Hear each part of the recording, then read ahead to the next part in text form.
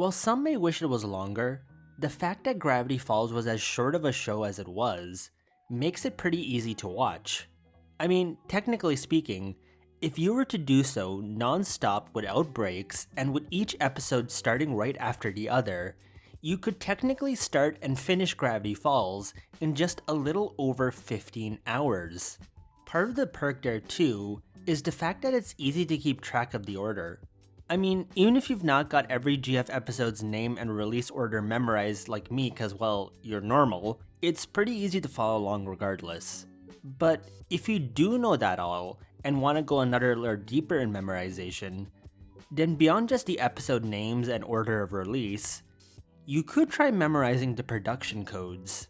Like an ISBN number on every single book, every episode of Gravity Falls has a code. And no, I'm not talking about the cipher codes you'll find in the episodes, but one created to identify the episode production-wise. This right here is what the Gravity Falls episode production codes look like. They're pretty easy to understand once you know what they mean. Starting off, the 618 at the start of it is pretty simple as it's basically Gravity Falls' A113. It's a reference to series creator Alex Hirsch's birthday, June 18th. Of course, it's written in the American way given in the civilized world, it would instead be 186. The G then is a bit of a mystery to me to this day, but I assume it means Gravity Falls. Of course, I'd prefer if they put the full initials and have it be GF, but hey, I don't make the rules for production codes of Disney cartoons.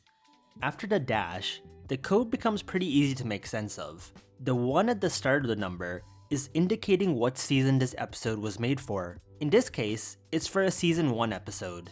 Finally, the last 2 numbers are then for what number in the production order this episode was. Here, it's a 7, meaning this is the production code for the 7th episode made of Gravity Falls. And that's pretty much how you read the code. Now, I'm sure at this point you're assuming that this is the code for the 7th episode, which, if you know your GF episodes, is Double Dipper. However, that episode's production code is actually 618G-108, meaning it was the 8th episode? But then, how does that make any sense?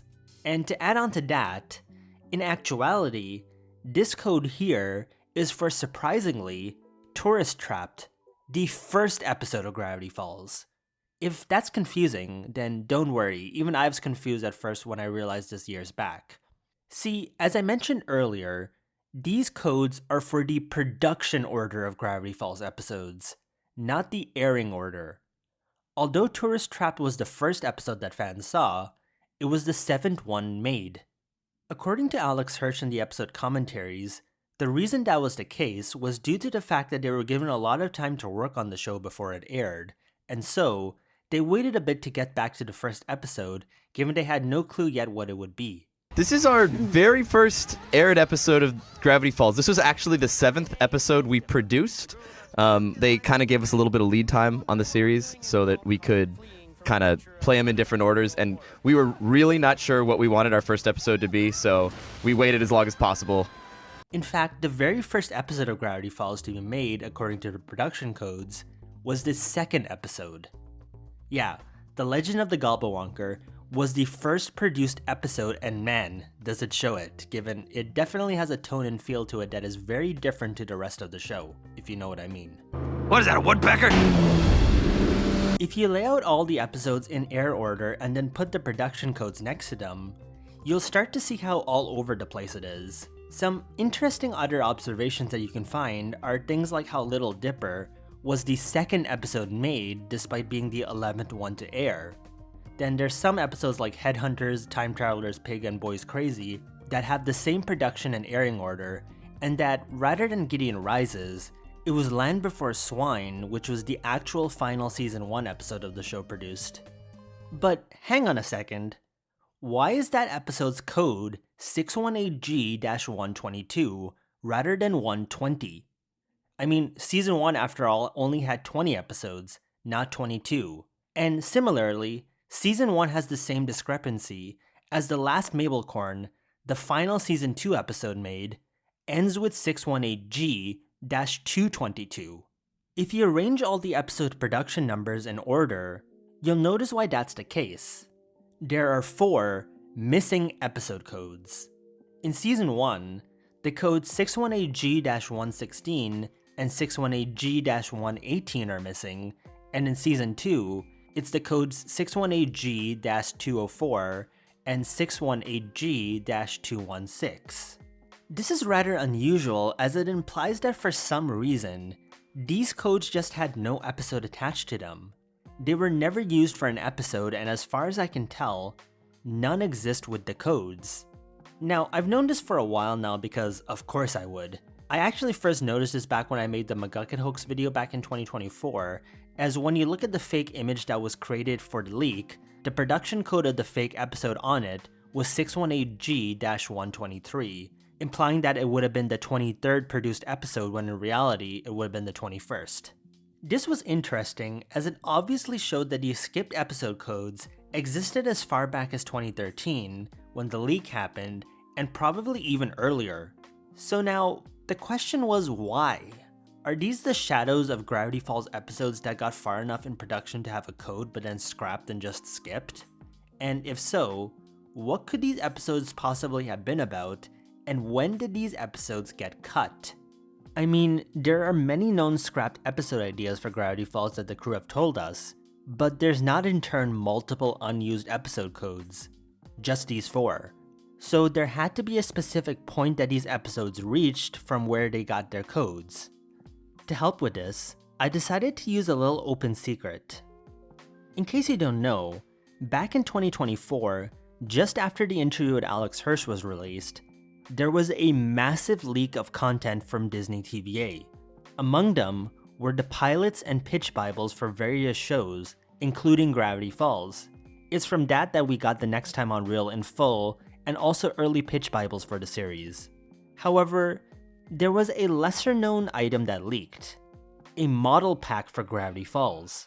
This was a 100-page document of guides regarding character designs, backgrounds, series assets, and more. It was dated to June 2014 and was created during production of Season 2. Now, while it is public, and Disney really hasn't cared about going after it, I am going to refrain from showing the full inside of it, just to be on the safe side. Well, apart from these few funny images I found inside it that are kind of worth seeing. But anyways, the reason I bring this all up is that in it, episodes are referred to by their production code. So, for example, this turnaround asset of Wendy where she has red boots for some reason mentions which episodes the asset was last used in, and uses the episode's production code. So we can see, for example, that the most recent usage at the time for this asset was in episode 208, Blendin's Game, which is that episode's code. So from that, we can simply look up these lost codes and find assets for them that were used before they were scrapped, right?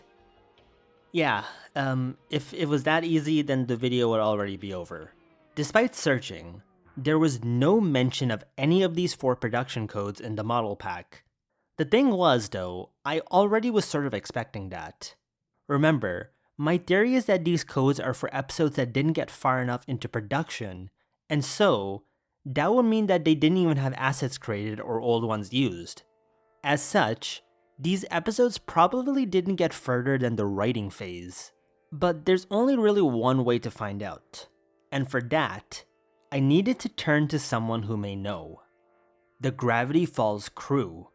I started first by reaching out to series art director, Ian Whirl. I let him know about these unused episode codes and asked him if he was aware of what it may be. To quote what he said, "I think the missing episode production numbers were just because of scripts that didn't come together in time for storyboards and were cut, but I don't know the whole story."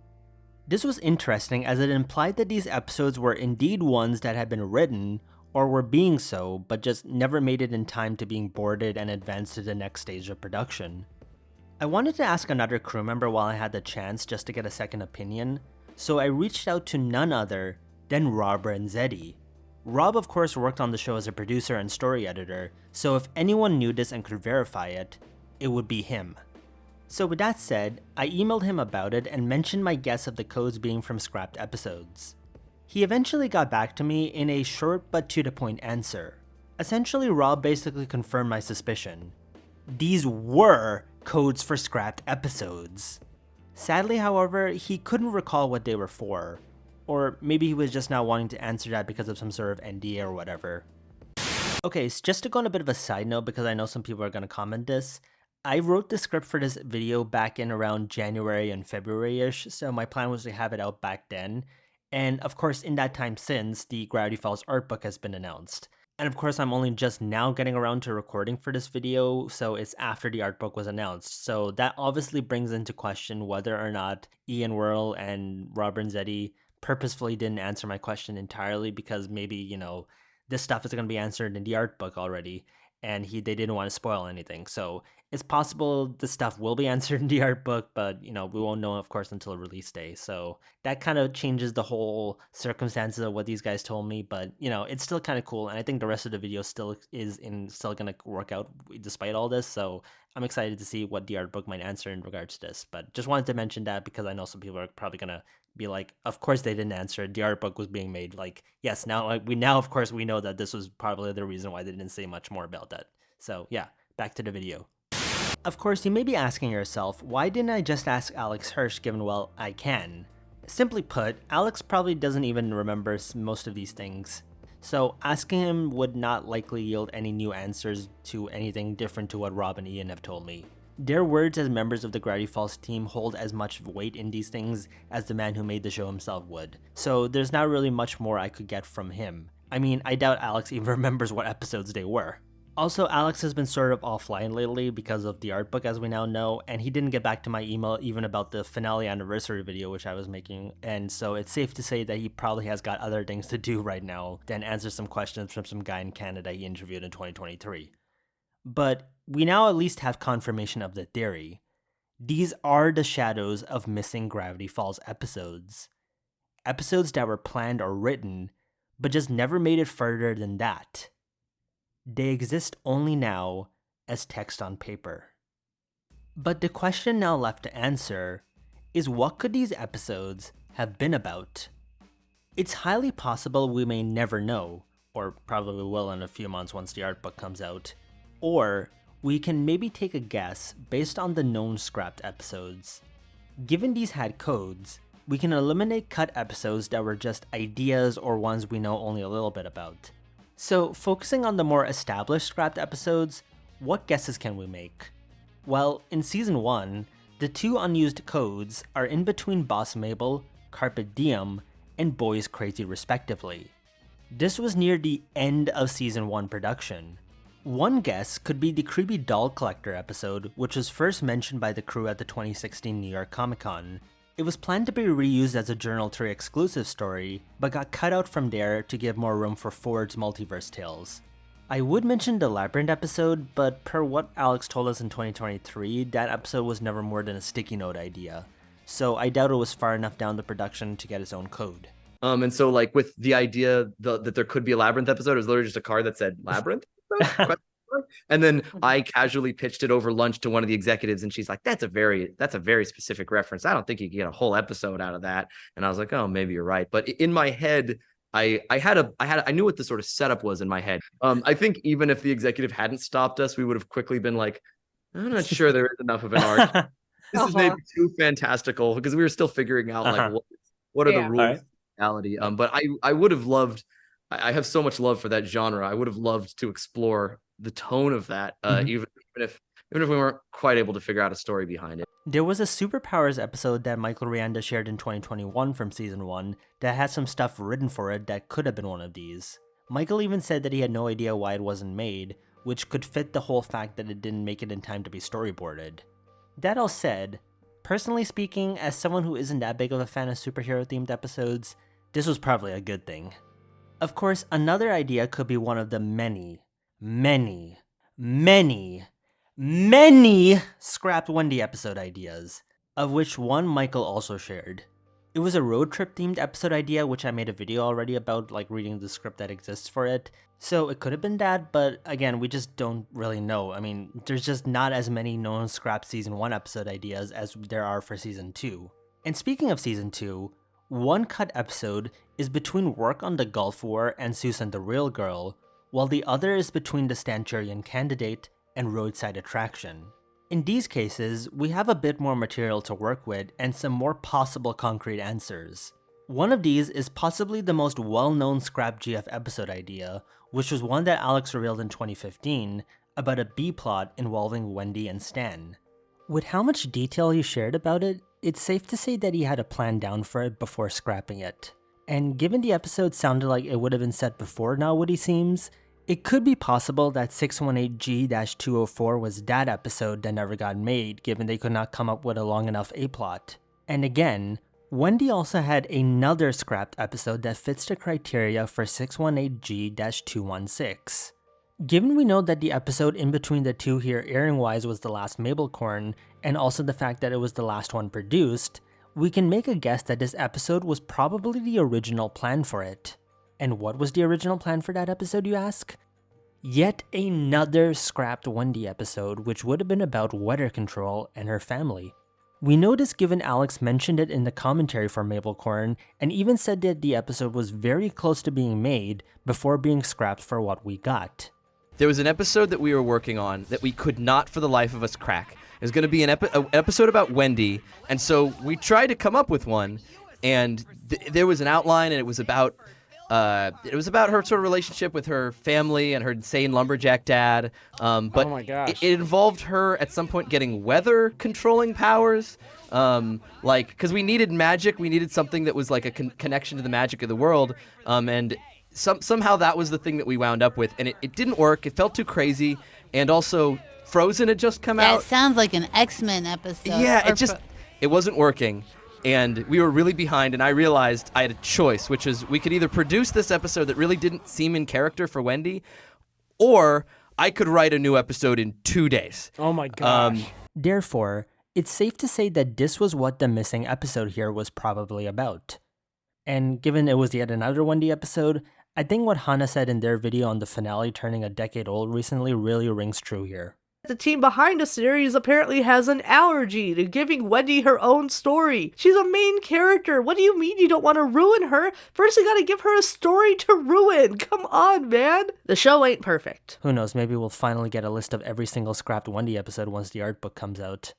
That's gonna be a painful page to read. Some other possible episodes it could be that we don't know as much about include the gum commercial episode, Headless Hunter episode, Waddle's Getting Sick episode, and even the original plan for Awakenings from Little Gift Shop of Horrors. At the end of the day, only the crew truly knows and we can only speculate. But I'd be pretty certain in banking on these being the cases for these episodes. It just drives home more how even when you think you know everything about your favorite show, it can still reveal new mysteries and questions for you to then ponder. If these episodes were made, how different would it be? What episodes may have then been cut in their place? It's a fun hypothetical to think about. And of course, it just adds to the many reasons I love this show and enjoy learning new things about it.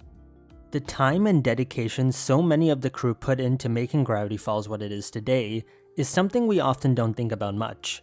But without them, this show would be nothing.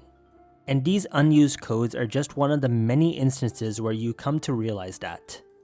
Not every idea can make it out, but the fact that someone tried to make it happen is a testament to the dedication and love so many put in to make Gravity Falls what it is today, both from the crew that created it and the fans who loved it. With that said, I hope you liked this little deep dive into the production codes of Gravity Falls and maybe learned something new. I've been that GFN, and thank you for watching.